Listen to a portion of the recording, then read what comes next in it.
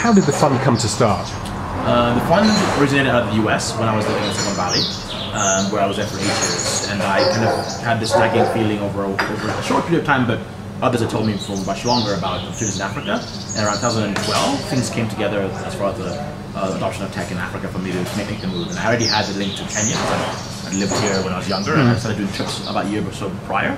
So it made a natural move for me to kind of bridge those networks back in Silicon Valley with here. And you'd worked in an early accelerator in San Francisco. Yes, I worked at IO Ventures for about 2 or 3 years, and that's kind of where I got the investment experience and kind of really excited. And how much money did you raise? I really moved back when I had enough to get going, not enough to sustain the fund. So there's a difference there. So about $500,000. That's when I kind of realized that was enough to get going. I don't want to get into this game of raising money forever because it takes forever to raise money, particularly for Africa.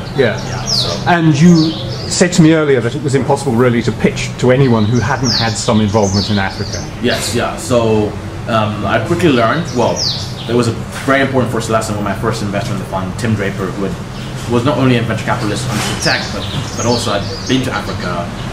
And if investors have not been to Africa, it's very hard to get them to invest in the fund. Or even a startup sometimes. And so that was one of the first early lessons of pitching to about 200 plus investors. Unless they've been to Africa, very hard for them to get to say yes. And you do two things essentially as Savannah Fund. You're an accelerator and a seed fund. Describe those to me. Yeah, so the accelerator is where we take the most risk. It's a early stage, we give $25,000 up to $30,000 in a sort of program we do at the iHub here. Roughly once a year, we've done 4 so far, 14 companies. And we basically deploy capital, and we do a lot of heavy mentoring and training.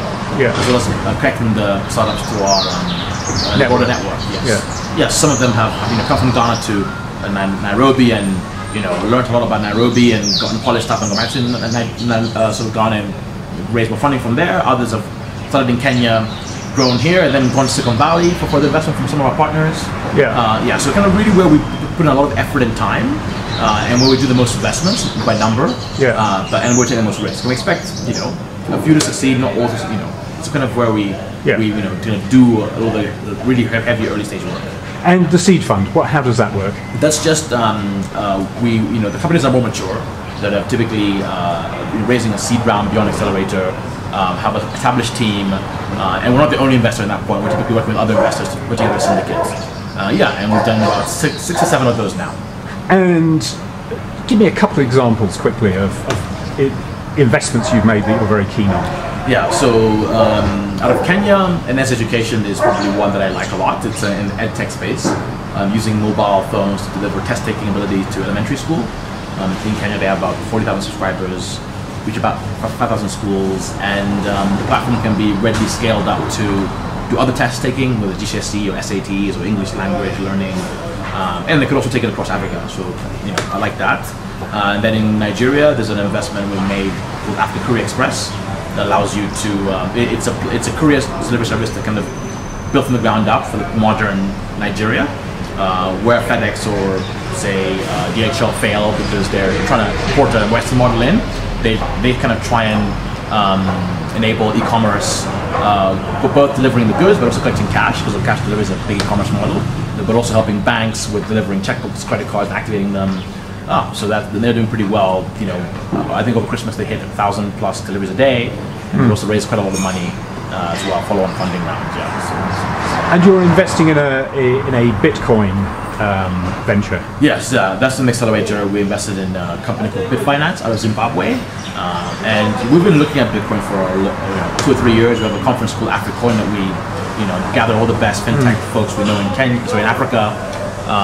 From mobile money to credit cards, debit cards to Bitcoin, and we just realized that if we're going to invest in the sector, we're going to find a country that really is amenable to it.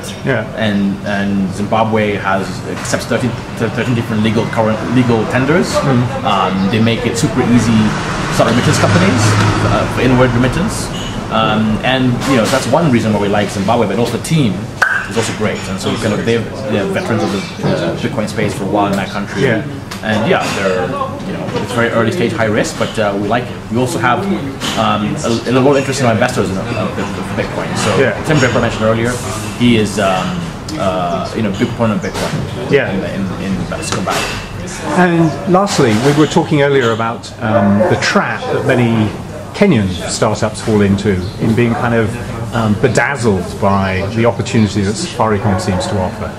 Yeah, I mean it's actually it's a problem, and it's very hard to get the average Kenyan to see it. Is that they see the easiest go-to-market strategy is to go to Safaricom. It's like a two-step process: get Safaricom, then get to the rest of the world, the rest of Kenya, which to them is the rest of the world. Which is dangerous because they often misunderstand or misjudge how long it takes to get on board, the economics of the deals that they do get them, and ultimately the final traction they get. Was it worth it? Particularly for follow-on investment or scaling growth. So it's a very, very unfortunate scenario when you have a monopoly in a country that dominates and often stifles innovation.